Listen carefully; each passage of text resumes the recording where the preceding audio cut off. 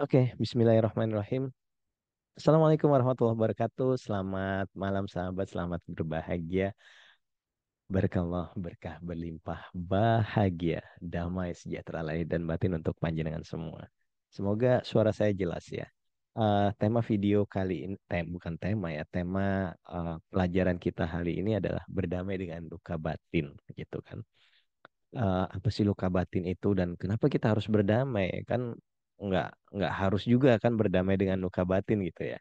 Ya, uh, betapa banyak dalam hidup ini sejatinya kita ini tidak bisa bertumbuh, tidak bisa bahagia, tidak bisa sukacita. Ya, tentu karena luka batin. Luka batin yang apa? Yang ada dalam diri kita, yang tersimpan di seluruh sel-sel DNA kita, di seluruh sel-sel kita ini kita tersimpan banyak luka batin. Dan luka batin tidak hanya tentang kejadian kita disakiti, tidak hanya tentang kejadian kita ditipu, tidak hanya uh, tentang kekerasan, tidak. Banyak sih luka batin itu amat sangat banyak. Semua semua yang tidak memberdayakan itu luka batin. Dan tentu semua-semua yang menjadikan diri ini terkurung itu juga luka batin loh. Semua-semua yang membuat kita tidak bisa bebas, tidak bisa bahagia, tidak bisa sukacita, itu juga luka batin loh. Semua yang membuat diri kita tidak apa ya, nggak kejadian yang tidak mengenakan lah, yang membuat diri ini benar-benar terpenjara, itu luka batin. Susah cari duit itu luka batin. Susah berdagang itu luka batin. Susah untuk bergaul itu luka batin. Jadi semua-semua ini nyatanya terlalu banyak luka batin yang tersimpan dalam diri kita gitu loh.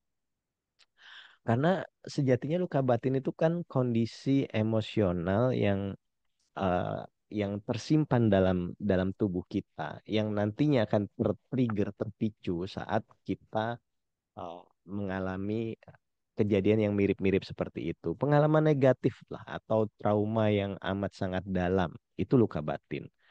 Uh, kita nggak bisa kaya, kita di apa namanya, di program miskin itu juga bentuk luka batin gitu loh.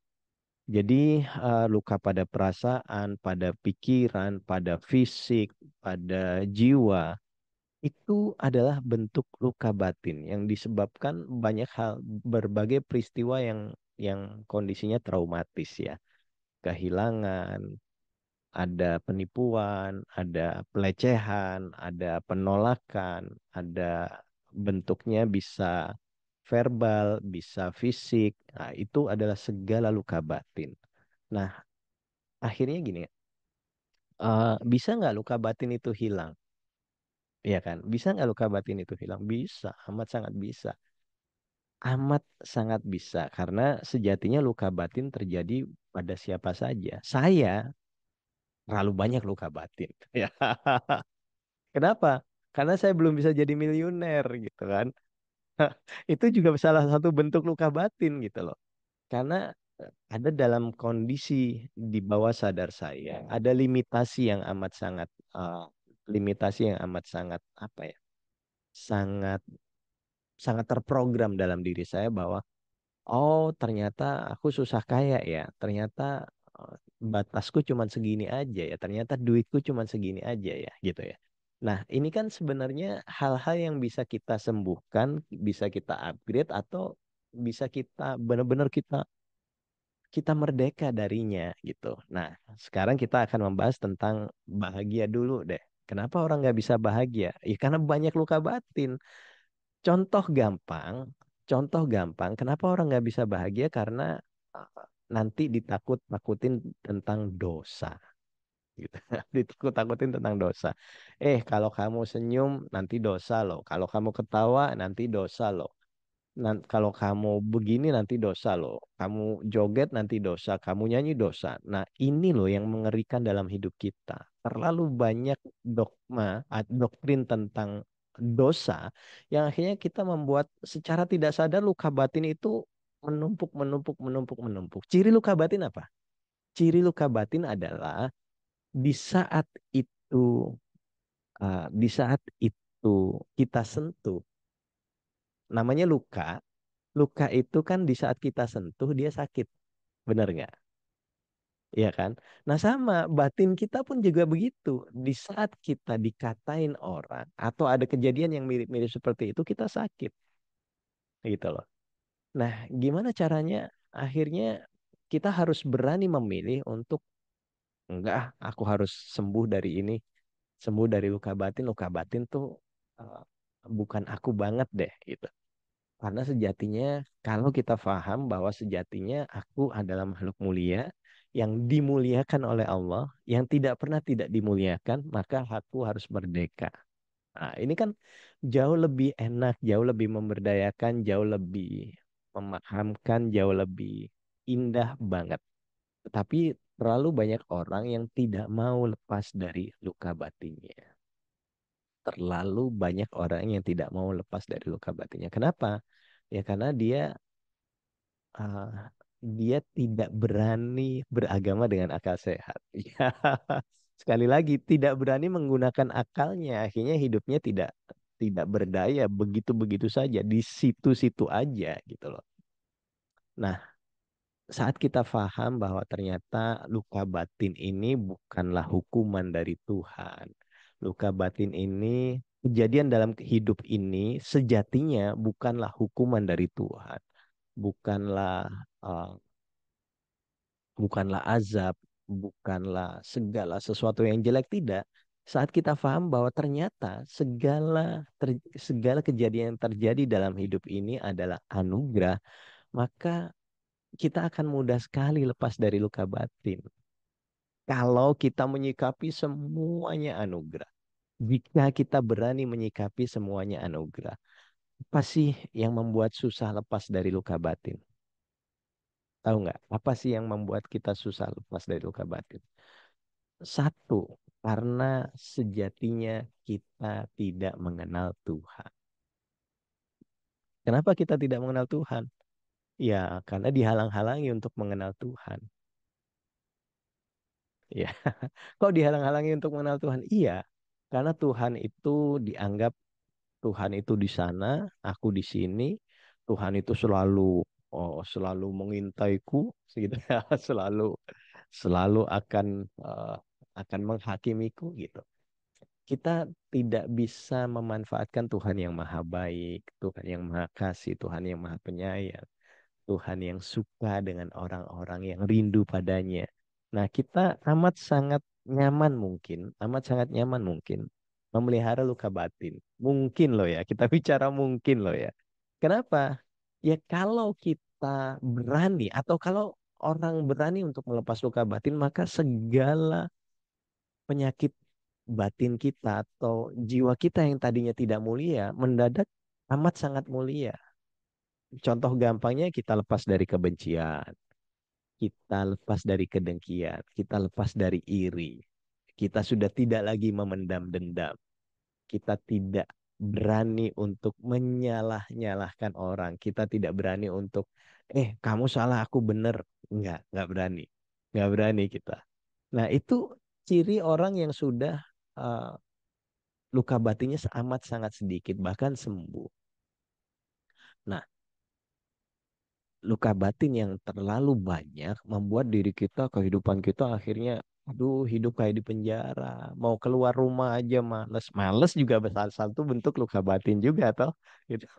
Kenapa? Karena kita nggak mau, tidak mau berdamai dengan diri kita bahwa eh, apa sih tujuan kita dihidupkan. Nah, ini kan kita nggak pernah nih kita berpikir dengan dengan perenungan yang dalam, apa sih sebenarnya tujuan kita dihidupkan? Banyak yang menjawab, oke, tujuan aku dihidupkan adalah untuk beribadah, tujuan aku dihidupkan untuk masuk surga, tujuan aku dihidupkan uh, untuk sukses, tujuan aku dihidupkan untuk mendapat ini, mendapat itu. Semuanya benar, semuanya benar.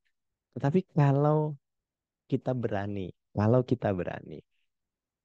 untuk merenung lagi. Apa sih tujuan aku dihidupkan? Ya karena kita dihidupkan ini karena dikehendaki Tuhan. Betul nggak? Kita dihidupkan karena dikehendaki Tuhan untuk mengalami pengalaman kehidupan. Bagaimana kita menjalaninya? Ya bersukacitalah dalam menjalani kehidupan. Bergembiralah dalam menjalani kehidupan. Loh Mas, berarti bukan ibadah tujuannya. Segala sesuatu yang membuat dirimu bahagia itu adalah ibadah. Ya, segala sesuatu yang membuat dirimu sukacita, membuat dirimu bergembira itu adalah ibadah. Hidup ini bukan tentang ku menjadi apa, tidak.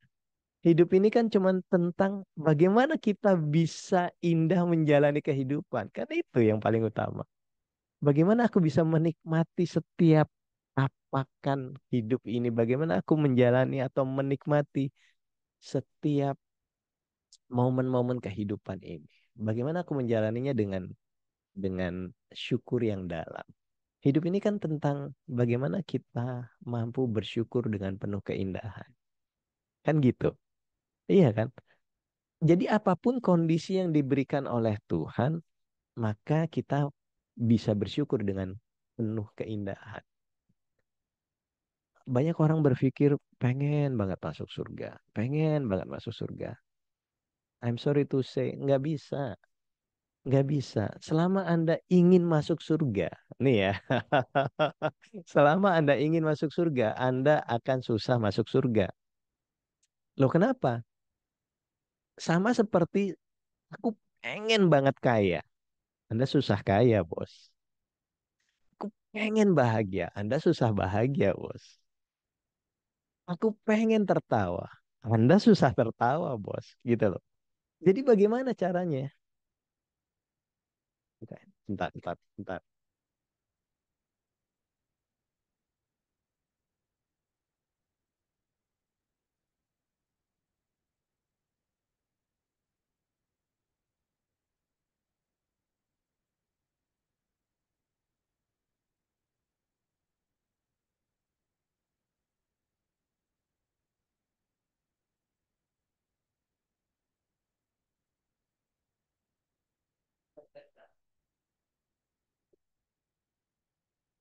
Oke, sampai mana tadi? Jadi segala sesuatu yang Anda bilang, aku pengen, maka itu amat sangat susah terjadi. Loh, kenapa begitu? Iya, karena keinginan ini adalah bentuk penyangkalan dari diri kita bahwa kita belum berada di posisi itu. Jadi untuk bahagia gimana? Aku bahagia. Jadi untuk kaya gimana? Aku kaya. Jadi untuk berlimpah gimana? Aku berlimpah. Jadi untuk sukacita gimana? Ya aku sukacita, udah selesai gitu aja. Udah selesai.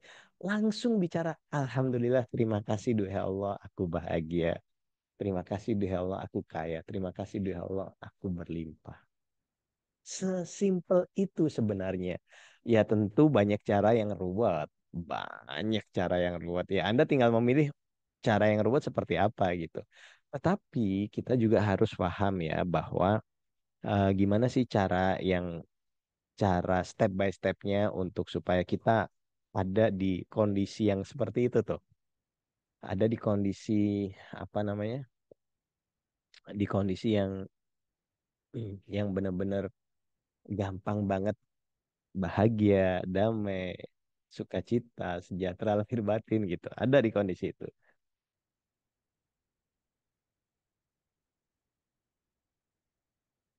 Salah caranya gampang. Caranya gampang. Gampangnya bagaimana? Sadari bahwa kita dan Tuhan tidak berjarak. Jadi kita langsung masuk ke ranah ketauhidan. Selama ranahnya masih tata cara, selama ranahnya masih syariat, ya kita nggak kemana-mana kok. Ya, kenapa? Karena dikit-dikit kita nanti didoktrin, kamu dosa nih. Dikit-dikit kita didoktrin kamu masuk neraka nih. Dikit-dikit kita didoktrin, terlalu banyak doktrin yang masuk tertanam di bawah sadar kita menjadi dogma dan itu sangat susah dicabut. Sangat susah dicabut sampai kita. Cara yang paling gampang untuk lepas dari luka batin adalah meningkatkan kesadaran. Meningkatkan kesadaran dengan cara apa? Mengenal Tuhan. Itu. Jadi di saat, contoh gampang deh, sesepi-sepinya usaha kita, seterpuruk-terpuruknya ekonomimu, sebanyaknya hutang dirimu, ya kan? Banyaknya tagihan yang datang. Terima dulu. Jangan komplain. Terima dulu. Setelah terima apa? Kan kita kenal sama Tuhan. Gitu kan. Ngobrol cantik kenapa sih sama Tuhan? Ngobrol langsung tuh. Ngobrol, ya Allah. Aku untuk ya. Engkau maha kaya. Itu aja. Nggak usah banyak minta ini. No, no, no. Karena Tuhan udah maha tahu. Gitu kan. Terima kasih engkau telah mengkayakan diri ini. Ya Allah.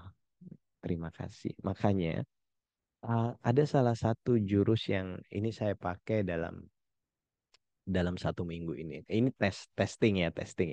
Kan banyak jurus tuh yang saya kasihkan. Tetapi satu jurus yang kalau dulu saya pakai cara saya izinkan.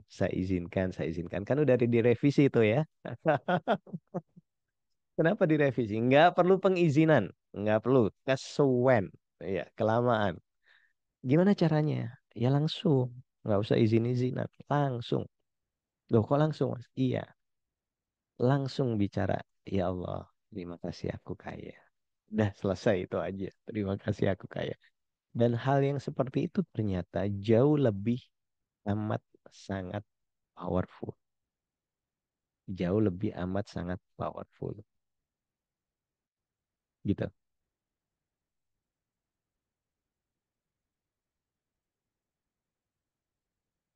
Oke, saat ini saya buka diskusi terlebih dahulu untuk nanti kita masuk ke tema eh, berdamainya bagaimana sih. Ayo, monggo, silakan. Supaya nggak satu arah ya.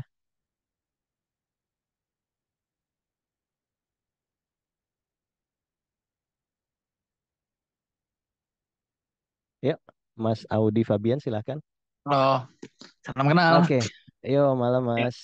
iya, aku mau kasih respon. Aku setuju banget soal yang luka batin itu deh, Ah, yang kita. Nah, cuman menurut aku ingin nambahin bahwa kita itu sering ditakut-takutin dengan beberapa luka batin gitu. Kayak misalnya contoh, kalau ngomongin dosa, aku sebut film aja deh. Aku habis lihat film di Instagram tuh judulnya Sakaratul Maut gitu. Serem banget gitu kan, ya kan? ah, Nah itu maksudnya aku tidak merendahkan sakaratul maut sama sekali, itu proses penting dan cukup sakral gitu. Tapi menurut aku penggambaran film itu terlalu melebih-lebihkan eh, situasi yang seharusnya terjadi. Sama seperti misalnya hantu gitu kan, hantu yang serem banget gitu kan. Wah ngeri banget hantu begini-begini begini. Tapi pas lihat kenyataannya, belum tentu kayak gitu juga gitu. Sebenarnya kalau aku boleh saran ya, ketika kita menghadapi hantu, mindset kita itu sama seperti kita menghadapi anjing, anjing di jalan. Lewat aja udah, nggak perlu terlalu dianggap dia sesuatu yang superior lah, sesuatu yang gimana-gimana. Biasa aja gitu. Orang sama-sama bikinan Tuhan gitu kan. Jadi ya, ya, kita ya. selalu meromantisasi bahwa, wah, yang namanya hantu sangat super power nih gitu. Padahal mah ya biasa aja gitu. Apa bedanya sama orang, bahkan lebih lemah bahkan. Itu sih. Pertanyaannya emang hantu ada, Mas? Nah, itu dia. Ya, kalau dibilang ada kan banyak ustadz yang mengatakan, ya ada dong kan jin gini gini gini gini. Ya, Ya kan? gini. Ya. Itu kan satu bentuk dogma ya. Orang bicara ini Nah, hmm, setan. Kalau kita bicara setan, setan itu kata sifat. ya. Ya, kalau kita kul a'udzu birabbinas malikinas Hmm. ilahinas min syarri waswasil khannas alladzi yuwaswisu fi sudurinas minal Jinnati jinnati wan. wanas. Berarti setannya ada di Hmm. mana?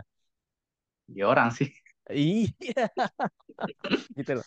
Jadi kita kenapa kita tidak bahagia? Kenapa kita tidak segera lepas dari luka batin ya? Karena kita jauh lebih banyak menyalahkan orang lain dan kita tidak berani bertanggung jawab atas segala macam kehidupan kita. Dan kalau kita berani berpikir secara logika, memang, memang setan itu bentuknya kayak apa sih? Toh pocong nggak ada kok di Dubai, di Abu Dhabi nggak ada. Suster ngesot juga nggak ada. Di Malaysia aja suster ngesot nggak ada kok, gitu loh. Ini kan karena kita terbiasa nggak berpikir logik. Jadi akhirnya kita eh, memang tidak mau sembuh dari luka batin gitu loh. Bener nggak sih?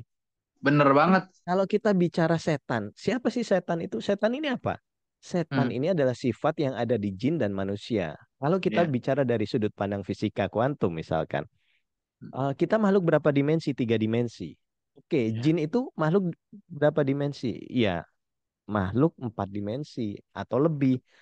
Dan secara hukum fisika, dimensi yang lebih tinggi, dimensi yang lebih rendah tidak akan bisa mengenali dimensi yang lebih tinggi. Betul nggak? Iya kan? Betul. Kita makhluk tiga dimensi nggak mungkin bisa tahu makhluk empat dimensi. Di Al-Qur'annya pun juga begitu. Huwa yarakum walakin la tarawnakum.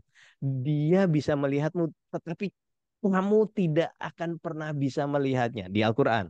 Jadi Ya. kalau ada orang yang bisa ngomong, aku bisa ngelihat jin, telek. Nah, you know? Bohong ya. Kenapa? Bohong lah, bohong lah, nggak mana mungkin. Lalu apa yang dilihat? Yang dilihat adalah bentuk manifestasi dari energi. Energi Waduh. flow where attention goes. Energi Waduh. mengalir. Kenapa atensi itu, kemana atensi itu diarahkan? Begitu atensi banyak orang di situ ada pocong, maka secara hukum fisika kuantumnya terjadilah di situ ada pocong. Jadi yang Waduh. dilihat apa? Energi yang teratensi. Hmm. Makanya kenapa kamu, kenapa kamu pernah melihat ada ada kuburan yang angker, tapi sekarang mendadak tidak angker?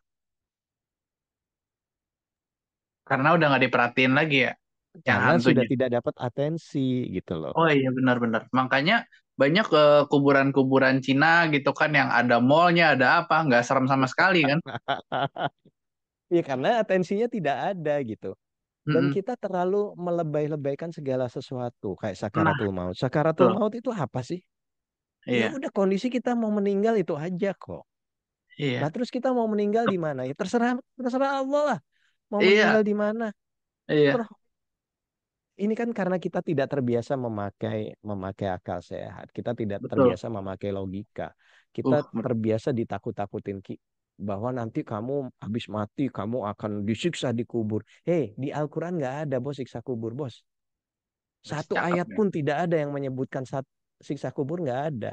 Lo jangan Uh, bohong deh gitu loh. Amin Pertama, ya Allah. yang kedua kita nanti masuk di alam barzah. Ayo kita bahas itu. Al-Qur'an ini adalah apa ya, sastra yang istimewa. Di situ terlalu banyak majas yang melampaui segala apapun. Dan kalau kita artikan itu amat sangat luas. Dan I'm sorry to say di titik ini saya setujunya bahwa hidup kita ini adalah perjalanan. Nanti kita mati juga diperjalankan ke tempat lain, di kehidupan yang lain gitu loh. Enggak nanti terus nanti ditimbang, terus dimasukin dicelup-celup di neraka, terus hidup di surga. Khalidina fiha mada matis samawati wal ard. Kita semua kekal di dalamnya selama ada langit dan bumi. Di mana ada langit dan bumi? Di mana? Ya di sini. Ya di sini gitu. Kan alam semesta umurnya 15 miliar tahun. Bumi pertiwi umurnya 5 miliar tahun. Manusia pertama yang ada yang memiliki neokorteks lengkap seperti kita itu 200 juta tahun yang lalu. Nabi Adam berapa tahun yang lalu coba? 11.000 tahun yang lalu. Jangan-jangan ini Nabi Adam periode keberapa? Jangan-jangan Nabi Adam ini adalah sanepan. Sanepan tuh bentuk bukan bukan bentuk apa ya? Sanepan tuh apa ya? Eh, apa sih sanepan tuh? Perumpamaan gitu loh. Perumpamaan bukan bukan seperti itu sebenarnya gitu loh. Makanya sebenarnya pun kita harus intinya kita dalam beragama itu ayo dong masuk dalam ranah esensi aja. Enak-enak gitu loh. Maka luka batin terbesar dalam dalam kehidupan kita adalah, I'm sorry itu saya bilang di Indonesia ini luka batin terbesarnya adalah agama. Agama itu. Teman-teman nggak bisa bahagia, ibu-ibu nggak bisa bahagia itu ya karena terlalu banyak banget dogma yang tertanam gitu loh. Nanti begini dosa, ninggalin rumah dosa.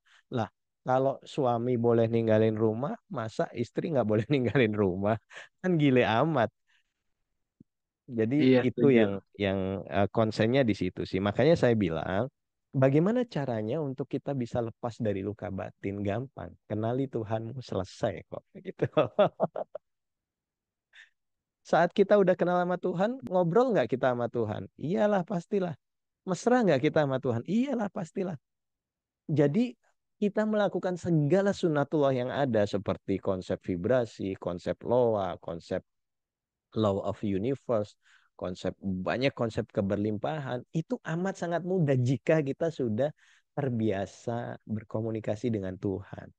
Nah, persoalan utama dari kehidupan kita, kita mengambil jarak yang terlalu jauh pada Tuhan, gitu. Maka kemarin saya bahas ada 7 level kesadaran manusia, gitu kan. Ada ya keterpisahan segala sesuatu. Ini kan hal yang mengerikan. Ya, terpisahnya aku dan kamu. Kenapa sih terpisah? Ya akhirnya apa? Egonya akan semakin besar, keakuannya akan semakin besar. Nah, ini makhluk-makhluk yang gampang sekali menderita, gitu kan? eh Level berikutnya dia mulai sadar bahwa oh ya, aku harus baik sama orang. Dia mulai berbagi, tapi sayangnya berbagi untuk golongannya sendiri. Level berikutnya ya dia paham bahwa ada Tuhan ya. Akhirnya dia berdagang lagi sama Tuhan. Nah, kan kebanyakan orang kan mentoknya di sini. Dia kenal Tuhan, maksudnya bertuhan, terus berbaginya sama golongannya sendiri. Kan kebanyakannya di sini. Gitu loh. Doanya sama Tuhan apa? Minta, minta, minta, minta. Tidak pernah memantaskan diri, tidak pernah. Ya, kalau saya bicara dengan sebrutal-brutalnya, ya kafir lah. Karena di Al-Quran begitu kok. Orang yang minta-minta itu kafir kok. Gitu loh. Loh, doa kok nggak minta, sombong itu namanya. Enggak, doa yang minta itu yang kafir, saya bilang. Minta itu untuk apa sih? Untuk bimbingan jiwa yang mulia, untuk keberserahan, untuk supaya berada di jalan lurus. Itu baru minta sama Allah. Tapi untuk urusan duit, jangan minta dong. Jangan minta. Kenapa? Kerja. Pantesin dirimu. Ilmunya dipenuhin. Ilmu dagangnya dipenuhin. Ilmu sekarang zamannya sosial media dijagoin. Sekarang zamannya internet marketingnya dijagoin. Nah, itu sebagai kepantasan untuk kita mendapatkan uang gitu kan. Jadi doanya apa? Doanya yaitu tadi bentuk dari tindakan, pikiran, perasaan itu doa kita gitu loh. Jadi kita nggak akan minta-minta lagi kan, bener kan? Iya, Iya, gitu benar. Mas Audi. Iya, setuju sih. Benar banget. Oke, monggo. Mau ada yang dibahas atau mau didiskusikan silakan.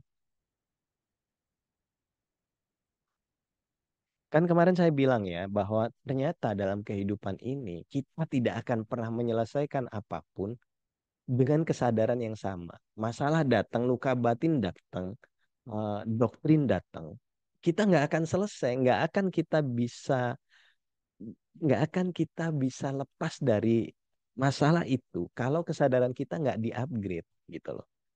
Saat kesadaran kita terhadap Tuhan, yang seharusnya Tuhan itu Maha Satu, Maha Esa, Maha Baik, Maha Sukacita, Maha Mengasihi, yang ini saja kita tidak pahami, kita tidak sadari, maka akhirnya apa?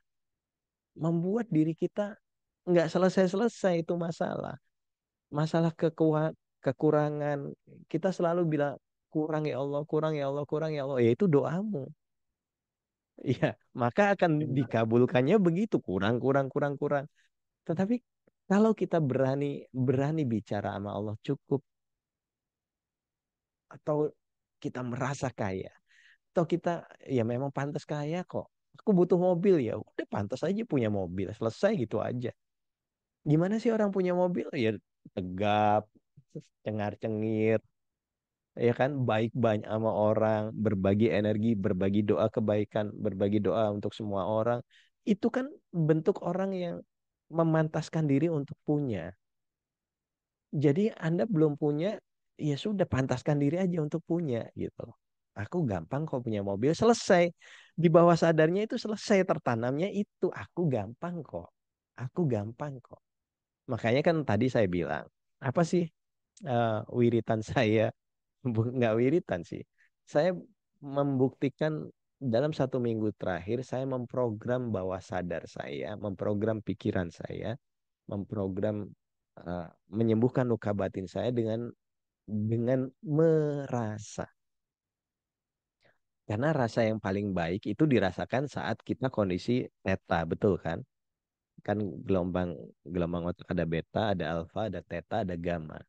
Sorry, ada delta. Gamma nggak kita bahas ya.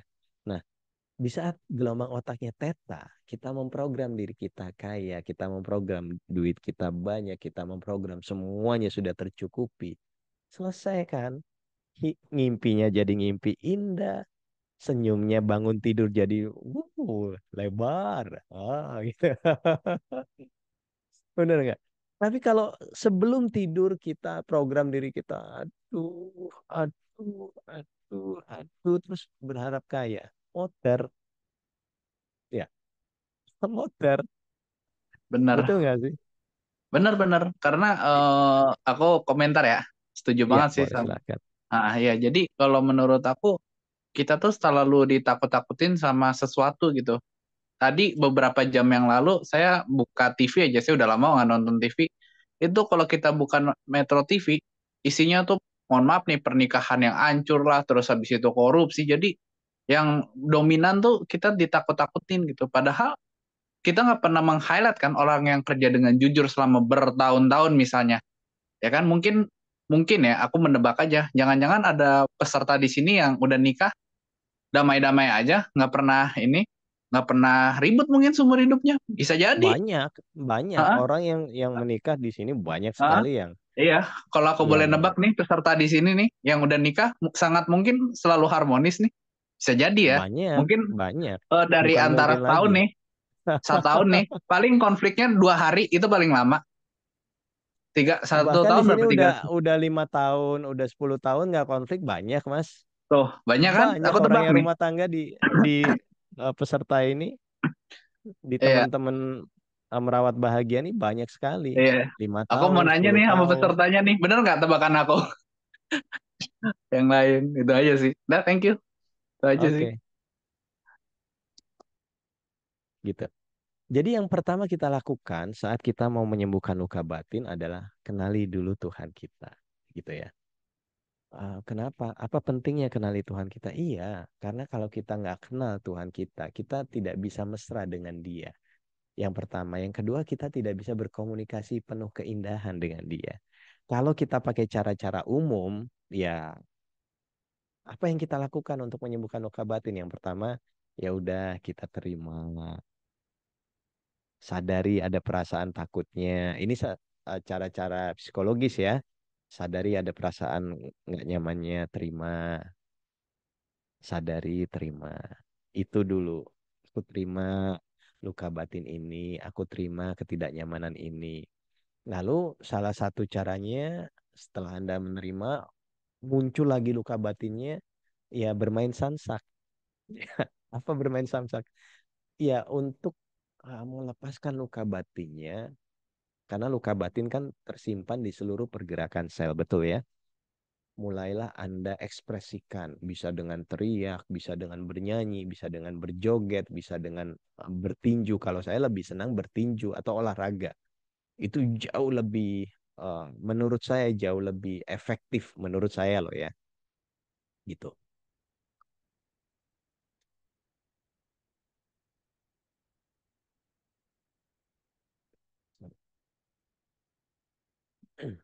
Nah, yang ketiga adalah apa? Perenungan, perenungan. Kenapa sih kok aku suka sekali menderita? Kenapa sih kok aku suka sekali was-was? Kenapa sih kok aku suka sekali takut? Kok sekali-kali kayak aku suka senyum, sekali-kali kayak aku suka tertawa, sekali-kali kayak aku suka gembira sendiri, gitu kan? Yang keempat, Anda bisa banget kok untuk memaafkan dirimu. Nah, itu adalah bentuk istighfar. Istighfar adalah bentuk pemaafan untuk dirimu sendiri. Anda nggak akan bisa bahagia dengan istighfar kalau istighfarmu bentuk penyalahan. Karena istighfarmu bentuk merasa aku penuh dosa, penuh dosa. Nggak bisa, nggak bisa. Gimana? Istighfar adalah bentuk, istighfar adalah bentuk Anda, uh,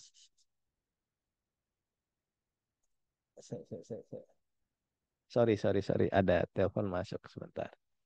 Sampai mana tadi? Istighfar. Iya, iya. Sebentar, sebentar. Ini saya jawab dulu.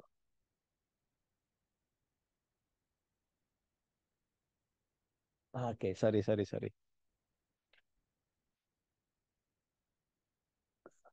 Maaf ya, maaf ya. Maaf. Nah, istighfar adalah jurus yang amat sangat dahsyat menurut saya ya. Istighfar bentuk jurus yang amat dahsyat selama istighfarnya tidak bentuk menyalahkan diri sendiri. Selama istighfarnya adalah bentuk bentuk permuliaan jiwamu. Gitu. Nah, selama ini kan kita istighfar tuh bentuk bentuk aku rasa bersalah. Istighfar itu bentuknya begini. Aku bersalah, aku bersalah, aku bersalah, aku bersalah. Motor, motor. Ya, makanya kenapa sih banyak para pendahulu kita, para para sufi, para alim ulama, segala sesuatu selesai dengan istighfar. Kenapa begitu? Karena di saat Anda beristighfar, Anda mengakui bahwa diri ini salah, tidak menyadarimu, duh Allah. Diri ini salah karena tidak bahagia, duh Allah. Diri ini sudah engkau ampuni, duh Allah. Terima kasih banyak. Itu loh istighfar yang dahsyat. Maaf ya Allah, aku takut nggak punya uang. Padahal harusnya aku jauh lebih takut jika engkau tidak merinduku. Maaf ya Allah, aku takut sengsara. Padahal harusnya aku lebih takut jika engkau berpaling dariku. Itu kan jauh lebih dahsyat ya istighfarnya ya. Dibanding Anda menyalahkan diri Anda sendiri atau dibanding Anda merasa tidak termaafkan oleh Allah. Kan merana sekali ya. Gitu loh ya, teman-teman ya. Oke, eh, tadi keempat ya. Yang kelima, jadi setelah Anda memakai cara istighfar dengan memaafkan dirimu dan memaafkan orang lain, karena tentu permaafan adalah kondisi yang amat sangat egois. Kenapa? Karena satu-satunya, misalkan saya ditipu orang, gitu ya. Seperti yang saya cerita di Zoom meeting kemarin, saya ditipu orang. Oke, kejadian ditipunya tidak saya lupakan, gitu kan? Tapi saya juga tidak lagi menagih-nagih dia. Oke, saya paham, saya sadar. Saya cuma tinggal ngobrol sama Allah. Monggo, monggo diatur, monggo eh, dipantaskan apa yang beliau dapat, apa yang saya dapat selesai gitu aja, gitu. Nah, tetapi kejadian dia menipunya, saya maafkan. Daripada saya ingat terus saya ada kebencian, ada dengki, ada amarah, kan rugi. Jadi salah satu-satunya orang yang diuntungkan dalam kegiatan memaafkan adalah diri kita sendiri. Diri kita sendiri, bukan orang lain, bukan siapapun. Diri kita. Saat kita mampu memaafkan semua orang yang menyakiti kita, siapapun orang yang menyakiti kita, maka yang mendapat efek paling banyak dan paling instan adalah diri kita. gitu loh. Jadi gimana caranya bahagia? Ya maafin lah. Selesai. Kenapa sih kok repot-repot amat? Saya simpan dendam, saya simpan benci, geblek gitu ya. Nah, berikutnya untuk sembuh dari luka batin, perbanyak hadir di sini, kini, saat ini. Apa bentuknya? Bisa zikir, bisa sholat, bisa sholawat, bisa relaksasi, bisa meditasi.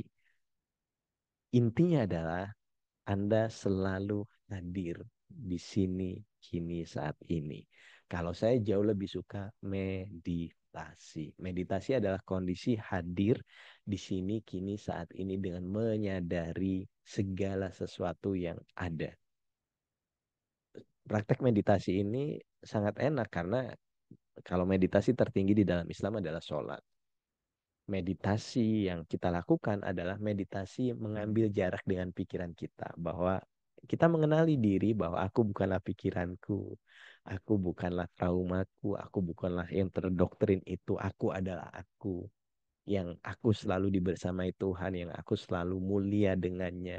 Yang aku adalah cipratannya. Oh ini mantap jiwa.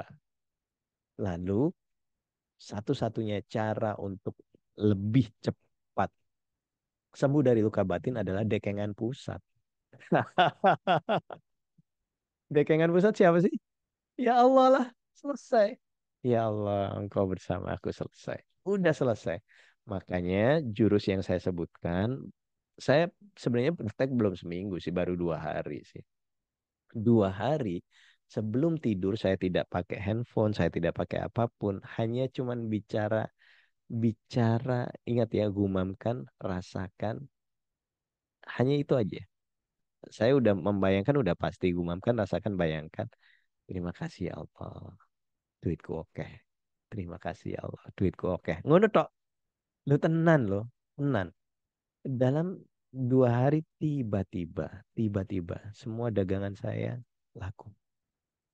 Yang tadinya cari omset satu aja susah, berangkas satu aja. Dan alhamdulillah berangkas yang nggak laku-laku, yang udah jelek, yang udah di ujung gudang gitu ya. Tiba-tiba laku aja itu. Tiba-tiba laku aja. Entah kenapa, bagaimana caranya. Iya nggak. Kenapa begitu ya? Karena bisa jadi di saat sebelum tidur saya memprogram diri saya untuk berlimpah rezeki. Ya, itu sebabnya seluruh sel kita bekerja. Ingat ya, doa adalah bentuk dari tindakan, pikiran, perasaan. Nah, apa yang paling besar dari ini? Tindakan dan perasaan. Efeknya, pikiran kita efeknya nggak terlalu besar. Tetapi di saat kita sebelum tidur memprogram diri kita untuk dahsyat, ya dahsyat. Jadi sembuh deh luka batinnya dari kekurangan. Ya, gitu. Berikutnya apa? Ya banyak-banyak berpositif lah. Banyak-banyak nyanyi-nyanyi, senyum-senyum, gembira-gembira. Udah selesai. Lalu apa? Ya nikmatin hidup lah. Gitu. Oke? Paham ya teman-teman ya, simple, powerful, tapi prakteknya seumur hidup. Oke, Mas Ainur Roshid, cara tetap bahagia dalam kondisi nyesek. Nyesek itu ada di sini atau ada di luar. Nah ini banyak orang salah sangka. Apakah ada jalan keluar dalam segala permasalahan kehidupan? Hmm, Jawabannya apa? Nggak ada. Yang ada adalah jalan ke dalam. Yang memproduksi ketakutan siapa? Pikiran. Yang memproduksi kecemasan siapa? Pikiran. Yang memproduksi kebencian, kedengkian, amarah, pikiran. Pikiran dari mana? Dari luka batin tadi. Luka batin yang tersimpan di seluruh pergerakan sel. Akhirnya semua sikap kita bentuknya yang sudah terprogram. Ya kita bawah sadar itu ilmu yang sudah tersimpan dalam tubuh saya ini juga bawah sadar. Apa yang saya sampaikan ini adalah bawah sadar gitu loh. Ya, luka batin pun juga tersimpannya di bawah sadar gitu loh. Jadi gimana? Ya udah selesai. Sesimpel itu kok.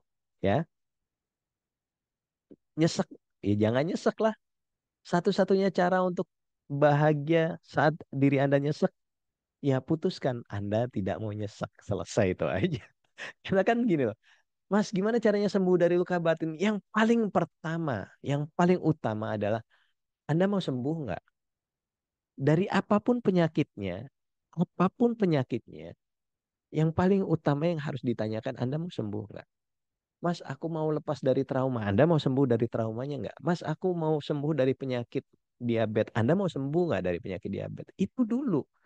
Aku mau sembuh dari asam urat, dari segala sesuatu penyakitnya. Tanyakan dulu ke dalam dirimu, Anda mau sembuh nggak?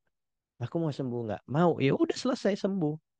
Sesimpel itu loh seharusnya. Seharusnya, tapi prakteknya kan terus menerus ya. Gitu karena al iman yazid wa yanqus gitu.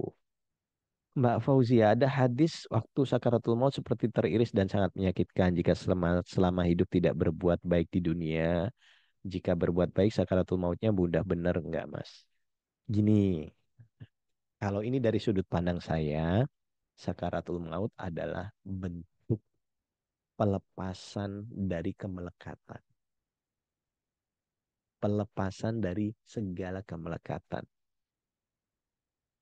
Anda ketabrak nih. Oh, bukan Anda lah. Ada orang ketabrak nih. Ada orang ketabrak. Boom. Mati kan? Mati langsung sesaat, sepersekian detik, 1 detik deh dia mati. Apakah dia nggak tidak sakaratul maut? Atau orang yang nafasnya ngek-ngekan gitu sampai seminggu gitu ya? Apa itu yang dinamain sakaratul maut? Enggak. Sakaratul maut itu adalah bentuk lepasnya ruhmu dari tubuh fisikmu. Nah, lepasnya ruhmu dari tubuh fisikmu ini perjalanannya udah perjalanan, bukan perjalanan fisik tapi perjalanan cahaya. Jadi seakan-akan nih, seakan-akan Anda ditabrak boom. Sorry, Anda lagi. Orang ditabrak boom itu mati. Ini masih perjalanan cahaya, Bos.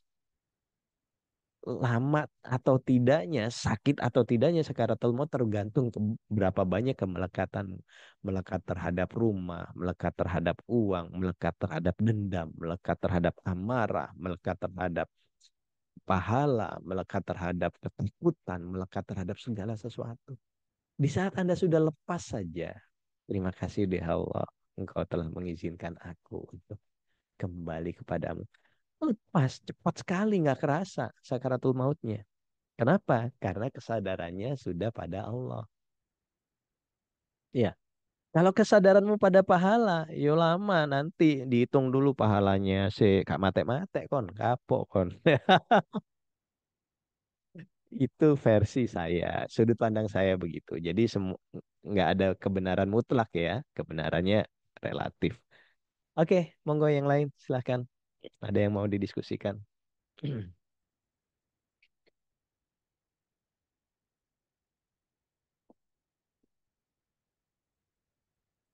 Bagaimana cara mengobati luka batin dengan metode trap emotion?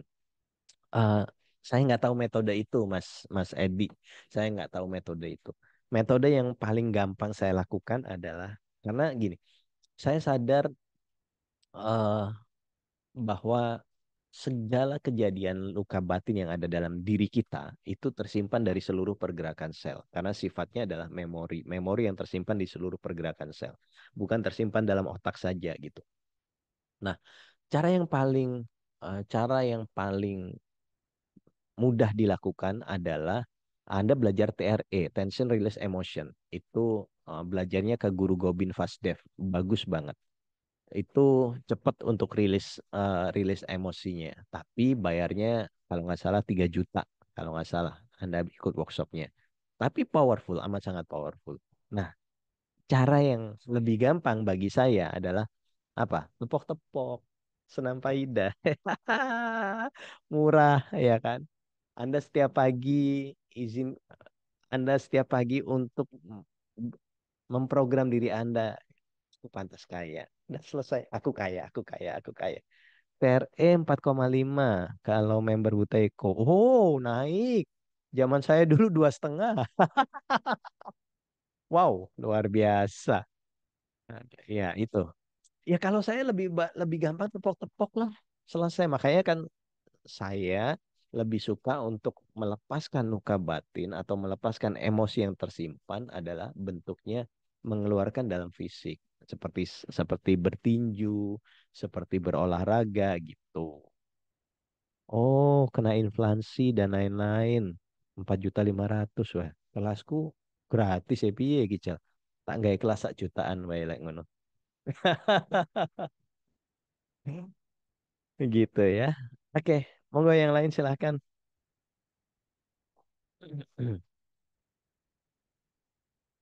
Ada yang mau didiskusikan Maksud, atau ditanyakan? Monggo, monggo silakan Mbak Riani. terima kasih atas waktunya. Jadi kan mau nanya tentang luka batin tadi ya, Mas. Saat Luka kita batin itu, ya.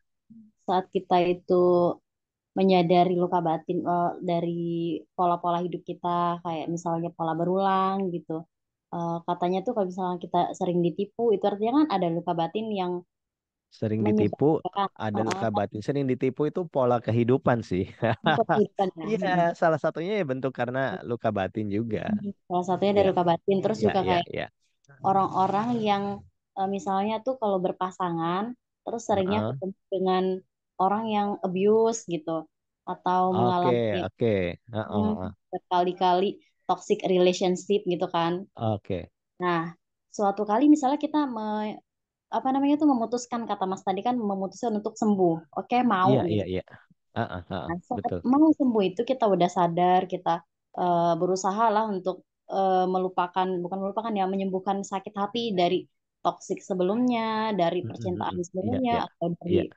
tertipu sebelumnya. Nah, Oke, oke. kemudian eh, ternyata semesta ini ngasih tes kita ya, Mas. Maksudnya memberikan Semesta ngasih tes kita. Gini, gini, gini. Sebentar, Mariani, kita kerucutkan diri rasanya. ya. Heeh, Saya kerucutkan dulu ya. Ini dalam pernikahan ini. ya biasa. Jadi gini, Anda bukan Anda lah ya, ada orang yang ada luka batin tentang Heeh, pernikahan heeh, yang ujungnya dia setiap menikah heeh. tersakiti, lalu Ya, cerai, lalu ya, menikah lagi tersakiti, cerai gitu ya, kan? Bagaimana ya. menyembuhkannya? Anda tahu Anda sembuh atau tidak, kita sembuh Hmm? atau tidak itu gampang. Di mana cara tahu sembuh atau enggaknya? Nah, cara tahu sembuh atau tidaknya setelah Anda berpraktek gitu kan, Mm-mm. berpraktek menyembuhkan tadi dengan cara accepting, dengan cara uh, menyembuhkan, Terapi-terapi. memprogram diri, terapi-terapi. Anda tinggal tulis tuh kejadiannya, diselingkuhin gitu kan. Mm-mm. Diselingkuhin. Nih, Anda cuman bikin tabel positif, negatif. Nah, begini aja Mbak, udah. Tinggal tuh nih kan diselingkuhin, positif negatif. Anda Mm-mm. tulis positifnya apa diselingkuhin sama sama blokotok ini bukan lah sama Amir misalkan gitu ya. Misalkan kan diselingkuhin sama Amir gitu. Misalkan kita bicara misalkan oh ya. Positifnya apa? Anda tulis negatifnya apa? Nah, kalau masih banyak negatifnya ya ini berarti belum sembuh. Oh, Ya, itu aja. ya, ya. Kalau banyak positifnya, 70% lah positifnya. Udah sembuh Anda. Udah Hmm. sembuh. Kalau saya diselingkuhin nih. Ini kan saya pernah tuh diselingkuhin. Positifnya apa? 95% positifnya, Bos. Itu menjawab seperti itu emang di karang-karang apa gimana itu, Ya Mas? nggak dikarang kan dipikir aja kondisimu sekarang apa nih? Aku ke dapat positifnya apa? Aku bisa dapat istri yang baik, punya anak, punya istri, punya rumah, punya usaha, punya, oh, banyak kan? Mm-mm. Negatifnya apa? Cuman nggak bisa tidur sama dia, selesai. Sesimpel itu toh. Ya Mm-mm. kan? Waduh, ternyata alhamdulillah ya ada kejadian itu. Makanya semua manusia suci itu selalu eh, bukan manusia suci saja. Manusia yang jiwanya mulia selalu akan dicuci terlebih dahulu Hmm. oleh pahitnya kehidupan dan orang-orang yang ngerasa enggak udah nggak pahit kok udah selesai berarti udah jiwanya udah mulia aja gitu loh. Iya, Iya ya. kan? Gitu Mbak Riani. Makanya masalah itu adalah masalah kehidupan itu adalah anugerah sejatinya. Jadi segala sesuatu itu anugerah sampai kita memaknainya itu ujian, cobaan, hukuman. Yo, karepmu dewe, salah-salahmu dewe gitu loh. Padahal semuanya anugerah. Di saat saya tidak ada kejadian seperti itu, rumah tangga saya nggak akan sampai sekarang, nggak akan indah kayak begini, bos. Gitu. Bener nggak? Bener nggak? Gitu. Jadi Allah ngasih fase kehidupan rumah tangga saya. Nah, gitu kan. Lalu ternyata hadiahnya saat semuanya sudah kita lepas, tidak ada kemelekatan, tidak ada kebencian, tidak ada kedengkian. Wow, indah hadiahnya. Ya kenapa kenapa aku dulu stres ya gitu kan. Gitu karena ternyata fase terbaik dalam kehidupanmu kalau uh, Anda kembali ke masa lalu adalah kejadian yang menurutmu dulu tidak mengenakan. Gitu Mbak Riani. Iya, benar-benar. Itu teman-teman. Yang lain Bu Yani, sertanya Oppo SD, Oppo sudah dewasa semua. Monggo monggo, tanya sensitif boleh, silahkan. Iya, Mas. Saya kadang-kadang itu berpikir ya, Berpikir gimana kalau Bu? di dalam rumah tangga, aku kisah nonton omongan. Kalau di Mm-mm. dalam rumah tangga, kalau dalam hubungan suami istri, ya, Oke, heeh, hmm, setiap manusia yang normal heeh, itu kan heeh. punya hasrat, ya, Oke, heeh. itu punya hasrat, dan ada. Loh, nggak kedengeran suaranya? Orang kerungu suaranya Bu. Ada yang kedengeran? Sementara di agama Islam, Sorry, sorry. Tadi internetku bermasalah kayaknya. Aku nggak kedengeran, Bu. Tolong diulangin, Bu. ya, kita kan manusia yang normal Mm-mm, itu mm-mm. punya hasrat, ya. Oke, oke. Dan kalau suami lelaki itu Heeh, eh, ingin berhubungan, tapi heeh, yang wanitanya capek, bukan heeh, bukan halangan, tapi capek. heeh, Dia heeh, tidak mau heeh. dicas itu berdosa. Mm-mm, Nah, sementara laki ataupun perempuan itu kan ada hasrat. Dan kalau heeh, perempuannya yang ingin, sementara heeh, suaminya itu mungkin sedang capek heeh. dan dia nggak mau, ikut piye iku mas hukumannya mas. Ya podo Ayo, dosane toh, Bu. oh ngono ya. Tak Loh pikir iya. wedok kok sing gitu. Loh, sekarang eh, gini, makanya banyak orang gagal paham nih. Gini loh. Fikih itu, I'm sorry to say ya, saya harus bilang, fikih itu adalah suatu kondisi yang dibuat oleh para laki-laki. Ingat loh ya, fikih itu adalah suatu hukum yang dibuat oleh para laki-laki. Tentu akan menguntungkan siapa? Ya laki-laki lah. Padahal kan kita gini, wah, Nabi Muhammad itu amat sangat istimewa, amat sangat bijaksana, amat sangat waskito. Karena beliau pernah mengalami kondisi Isra dan Mi'raj. Mi'raj bisa dicapai oleh banyak orang, tetapi Isra yang tidak bisa dicapai oleh banyak orang. Isra itu adalah kondisi perjalanan. Perjalanan Subhanalladzi asra bi abdihi lailan minal masjidil haram ilal masjidil aqsa. Barakna haulahu linurih min ayatina. Ini kan kondisi saat itu belum ada. Belum ada Masjidil Haram, belum ada Masjidil Aqsa. Tapi Al-Qur'annya udah muncul. Sing salah sopo iki gitu kan? No, karena Kanjeng Nabi saking mulianya beliau, beliau pernah berada dalam kondisi tubuh cahaya. Tubuh cahaya itu dibutuhkan proses anihilasi. Anihilasi itu bentuk dari materi ke cahaya. Makanya perjalanannya dari masjid ilal masjid. Butuh gardu energi besar dan penerimanya juga gardu energi besar. Nah, di saat beliau jadi tubuh cahaya, waktu kan tidak ada. Masa lalu, masa depan, masa sekarang kan semuanya terbungkus jadi satu. Nah, di situ yang hanya bisa dijalani oleh Kanjeng Nabi gitu loh. Nah, saking mulianya beliau, akhirnya beliau memuliakan wanita.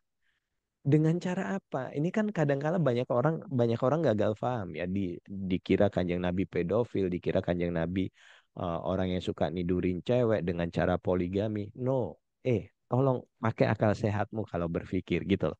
Maksudnya gimana sih? Nabi Muhammad SAW di saat menikah lagi tuh umur berapa? 53. Orang yang 53 tahun yang di kondisi ngurus ngurus umatnya terlalu hektik gitu ya. Terlalu banyak urusan, lalu ngurusin diserang oleh banyak kubu, lalu masih memikirkan spiritualnya manusia-manusia. Apa iya masih mikirin cewek? Ingat loh ya, semua pernikahan Kanjeng Nabi setelah beliau menikah dengan Sayyidatuna Khadijah itu adalah bentuk pemuliaan wanita. Bentuk memuliakan wanita karena wanita itu menjadi makhluk kedua di saat itu. Kenapa namanya zaman jahiliyah? Nggak dihargai, bos. Wanita itu cuma untuk ditumpaki. Zaman dulu wanita itu cuma untuk dijadikan budak, wanita cuma untuk disia-sia. Apalagi rasnya A, B, C, D. Nah, saking mulianya Kanjeng Nabi, beliau menikahi dari segala golongan. Untuk disamakan derajatnya, ini loh sama-sama manusia. Yang beda antara kamu dan aku itu bedanya di mana? Bedanya adalah pada saat kesadaranmu bersama Tuhanmu. Itu bedanya. Makanya segala sesuatu yang uh, melecehkan wanita, meskipun itu kata guru, kata ustadz, kata ulama, I'm sorry to say, no, tidak begitu. Gitu. Ya kalau kamu istrimu mau terus kamu nolak, ya dosa lah. Memuliakan istri hukumnya apa? Wajib. Iya wajib. Melanggar kewajiban apa? Dosa. Ya dosa sama dosanya gitu loh. Terus kamu kalau tiba-tiba pergi keluar rumah nggak izin istrimu, dosa nggak? Bagi laki-laki ya dosa lah. Enaknya oh bilang nggak dosa gitu loh. Karena dosa atau tidak itu bentuknya adalah Anda menyakiti nurani Anda sendiri nggak gitu loh. Gitu. Gitu Bu Yani. Oke, matur nuwun.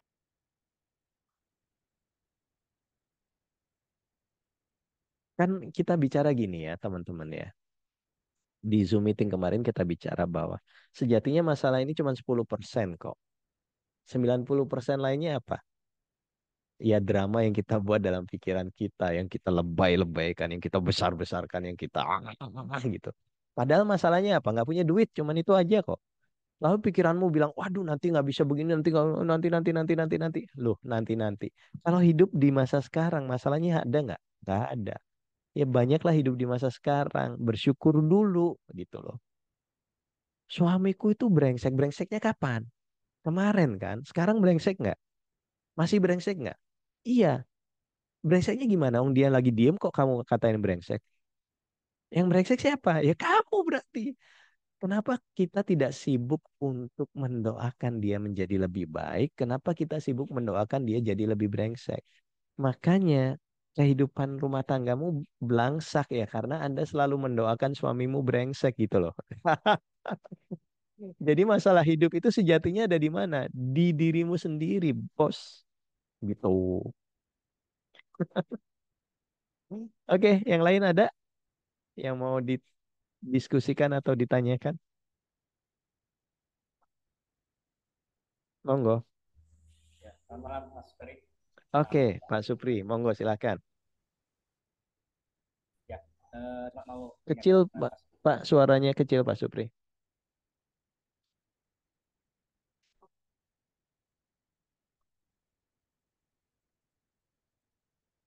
Oh, malah berhenti. Nggak ada. Ini koneksi saya yang error ya?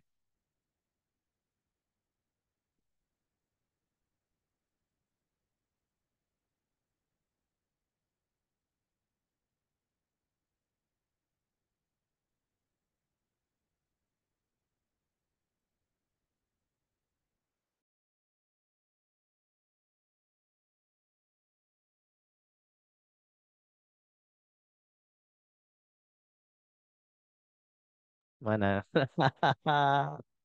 Maaf, maaf, maaf, maaf. Koneksinya error, koneksinya error. Iya, iya. Oke, ulang ya Pak Supri. Gimana, gimana tadi? Ya, ini mau Masih terlalu kecil Pak suaranya Pak. sebentar Pak nyari headset dulu sebentar Mas. Ah, nyari headset. Monggo, monggo, silahkan. Atau yang lain dulu boleh silahkan. Maaf ya, tiba-tiba internetnya error.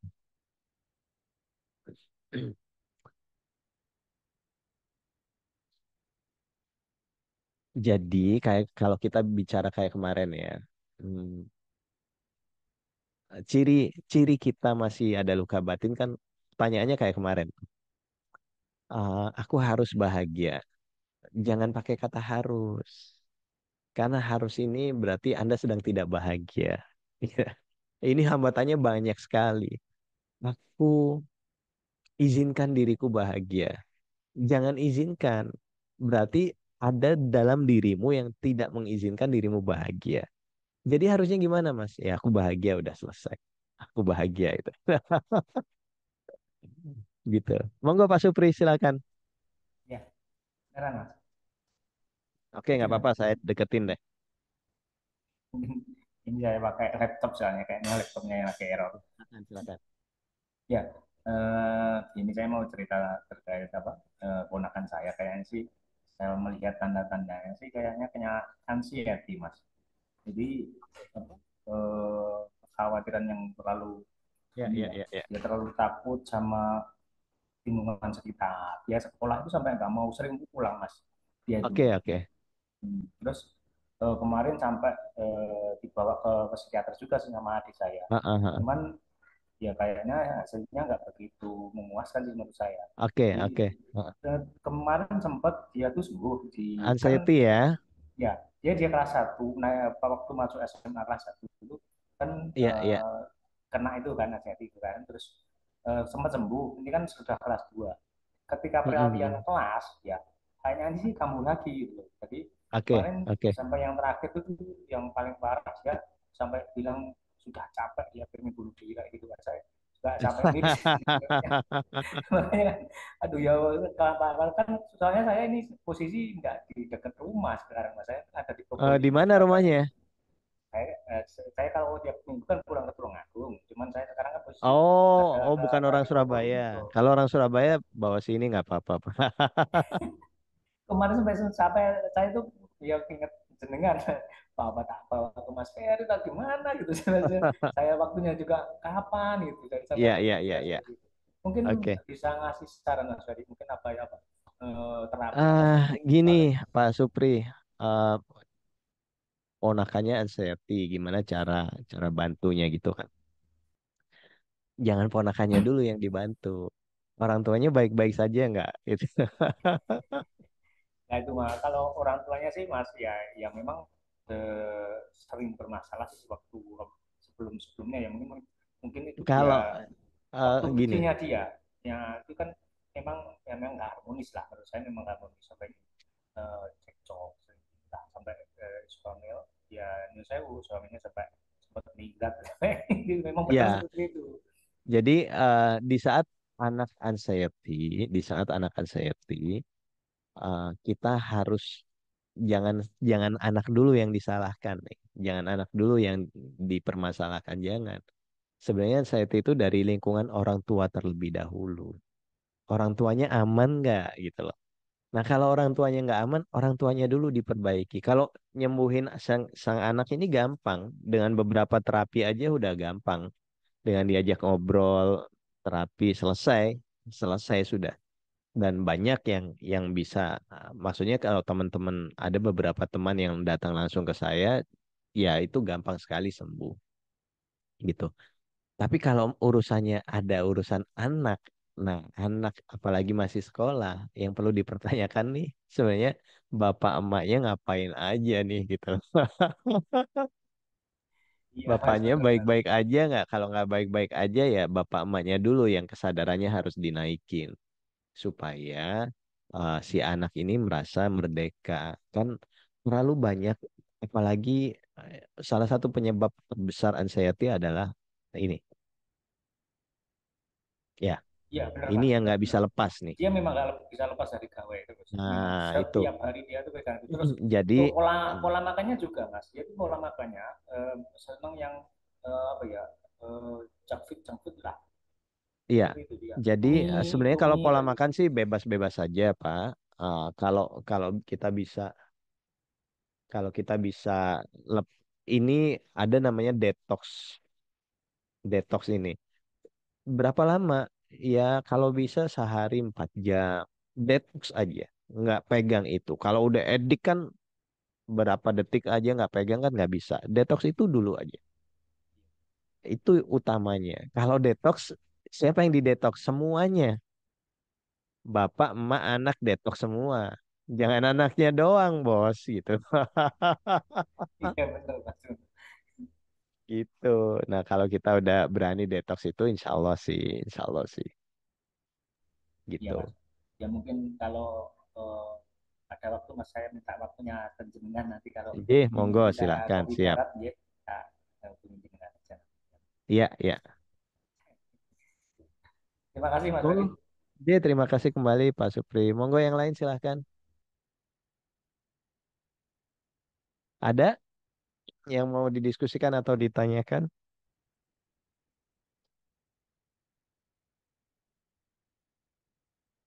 Gini ya, intinya hidup itu kita harus seimbang. Eh, kita ketika kita sangat mendambakan ketika kita sangat mendambakan kekayaan, berarti kan kita benci ketidakkayaan. Nah, kebencian atas ketidakkayaan itu yang membuat kita tidak kaya. Ketika kita sangat mendambakan kebahagiaan, berarti kita benci ketidakbahagiaan. Nah, nyatanya malah kita tidak bahagia. Ketika kita sangat mendambakan hubungan suami istri yang harmonis, itu sama dengan kita mengirim signal ke alam semesta bahwa, hey, hubunganku ini tidak baik-baik saja loh, gitu loh. Jadi nggak perlu didambakan, langsung saja dijalani, langsung saja dijalani, langsung saja baik-baik saja gitu aja. Makanya kan hukum energi itu energi flow where attention goes. Jadi apa sih akar dari penderitaan? Akar dari penderitaan ya keinginan yang terlalu kita lekati. Kembali ke sakaratul maut tadi. Makanya gimana caranya untuk bebas dari semuanya? Ya langsung saja bebas gitu aja. Nggak usah banyak cara. Oke, Mbak Iin tanya yang Al-Fatihah buat diri sendiri. Gini, segala sesuatu surat di dalam Al-Quran pasti berenergi besar. Setuju ya? Pasti berenergi besar. Nah, bentuk bentuk energi yang salah satu energi yang besar adalah Al-Fatihah. Baik nggak mengirim Al-Fatihah untuk diri sendiri? Amat sangat baik.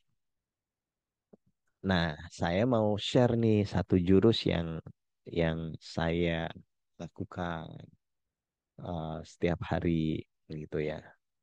Apa? Saya daripada terlalu banyak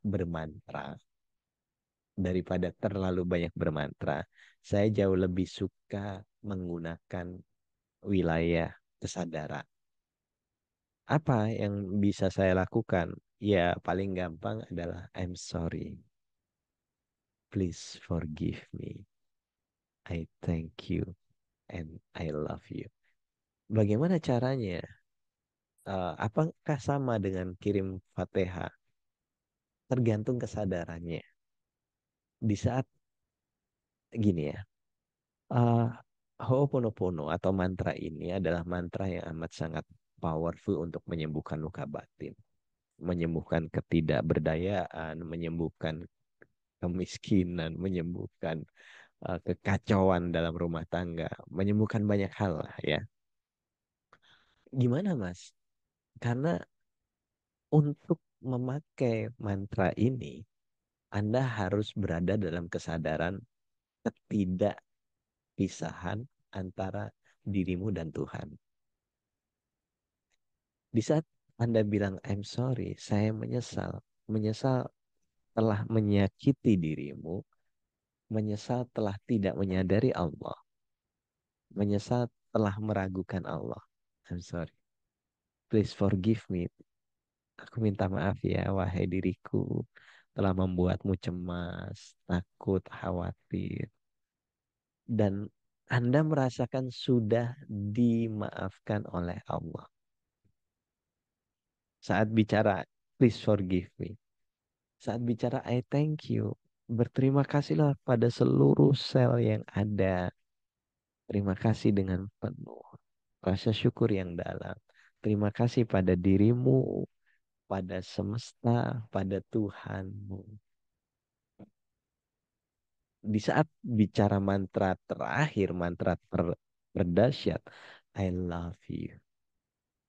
Gimana sih orang cinta tuh gimana sih? Orang cinta itu jauh, tetap dekat nggak? Ya, jauh tetap dekat. Segala sesuatu untuk dia nggak?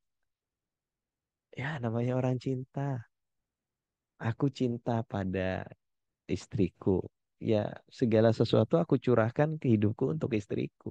Untuk memenuhi kebutuhannya, untuk memuliakannya. Itu cinta. Nah, cinta dulu nih pada dirimu. Bentuk mencintai dirimu apa? Bentuk mencintai dirimu adalah melepas luka batinmu. Bentuk mencintai dirimu adalah Anda sudah tidak membenci, tidak mendengki, tidak menghakimi, tidak menghasut, tidak eh, tidak apa ya, dengan orang yang berbeda denganmu tidak bergemuruh, gitu kan. I love you and I love you pada Tuhan. Itu dahsyat, dahsyat. Makanya saya jauh, maaf ya, saya jauh lebih banyak mengucapkan mantra ini dengan kesadaran ya dalam keseharian saya. Gitu. Tapi ini cara saya loh ya. Panjenengan mau pakai cara apapun boleh, bebas. Tetapi kalau Anda tanya, Mas jurusnya apa? Jurusnya, I'm sorry. Please forgive me. I thank you. I love you. I love you. Nih, bentuk dari love tuh. Kalau Anda bisa merasakan cinta yang saya kirim tuh, gitu. Gitu. Udah se- bergetar gimana gitu ya. Karena sudah tidak ada transaksional antara Anda dan saya, nggak ada. Tidak ada ketiadaan transaksional ini loh yang jadi cintanya jadi gampang sekali diterima. Gitu. Makanya ya selama banyak banyak transaksional pada siapapun jadinya nggak berdaya. Gitu sih kalau saya balik lagi ya. Oke, 9.30 kita sudahi jadi masih ada 7 menit silahkan yang mau diskusi atau tanya. Oke. Iya Mas, silahkan Mas. Eh, aku lagi ya, izin. Boleh silakan silakan Mas. Oke, iya. Aku setuju banget sih sama Mas Pak Ferry yang soal yang tadi tuh yang bukan yang transaksional, yang sebelumnya yang ketika kita terlalu menginginkan sesuatu, kita berarti berada di kondisi sebaliknya. Ya, Kalau ya, ya, ya. kita suka Menginginkan banget sesuatu apa berada di kondisi sebaliknya, betul. sebaliknya, ha-ha. Makanya aku lihat orang-orang zaman dulu tuh ya, itu kayak terlalu mendewakan kecantikan gitu. Nah, orang yang jeleknya langsung dihujat habis-habisan kan. Mm-mm. Kayak misalnya kalau di sekolah ranking gitu kan. Ranking satu dipuji, yang ranking satu dari bawah dihujat habis-habisan karena yang atas terlalu dipuji, yang bawah otomatis terlalu diinjek gitu. Mm-mm. Dan sistemnya akan selalu seperti itu sih ya. Kayak gitu sih. Uh-uh. Itu aku Terus, nambahin contoh sih sebenarnya. oh ya, ya, oke, oke, oke. Iya, ya, Hmm. balik lagi sebenarnya semua kan gini ya, dalam hidup itu kan semua berfase ya, Mas. Ada fase di mana kita mengalami keterpisahan segala sesuatu, egonya menjadi amat sangat besar gitu kan. Saat kita mulai belajar, kita mulai berani berbagi. Oh, ternyata hidup ini harus berbagi. Belajar lagi, kita mulai berani bertuhan gitu ya. Ada Tuhan, ada diriku, ada sesama. Saat mulai belajar lagi, mulai menyadari lagi, mulai memahami lagi bahwa ternyata Tuhan itu bukan di sana, tapi di sini saat ini kini. Uh, Belajar lagi, ternyata kita nggak terpisah kok dengan Tuhan. Kita kebersatuan. Karena tidak ada apapun di luar Tuhan, gitu ya. Kalau ada segala sesuatu di luar Tuhan, berarti Tuhan gagal menjadi Tuhan yang maha besar, gitu. Jadi konsekuensinya adalah dogma-dogma terdahulu akan tergulung habis, ya kan? Iya. Akhirnya kita muncul kesadaran baru gitu. Ya kalau kalau kata guru Erianto, dia bilang Tuhan itu apa ya? Perumpamaan Tuhan itu botol, dia bilang. Tuhan ini botol. Kita di mana? Kita di dalamnya. Surga di mana? Surga di dalamnya. Neraka di mana? Neraka di dalamnya. Segala sesuatu di dalam Tuhan. Tidak ada apapun di luar Tuhan gitu. Nah, itu perumpamaan yang menarik sih, tapi tentu tidak akan bisa kita omongkan di muka umum ya. Bisa bisa dilempar jumroh nanti. Gitu karena Bahaya ya. rumus rumus gini ya. Rumus orang yang mulai belajar kesadaran adalah dia amat sangat open mind. Pertama, kedua, dia tidak lagi menjelek-jelekan orang yang berbeda dengannya. Ketiga, dia berani menerima kebenaran yang lain. Karena dia paham bahwa benarku dan benarmu hanya berbeda itu aja. Itu, gitu. Makanya semua orang bijaksana ya akan melakukan hal itu. Open mind pasti, dia tidak menghakimi dan dia merasa oke itu benarmu, ini benarku, selesai. Jadi di saat kita memiliki guru yang masih banyak bergemuruh ya gampang pindah guru lah gitu. Selesai. Iya. Hmm. Iya sih benar sih. Jadi kata kuncinya di salah satunya di gemuruh ya. Kalau masih gemuruh berarti masalahnya masih banyak gitu ya. Masih belum pas lah. Luka batinnya masih banyak, Mas. Waduh, iya sih. Benar benar benar.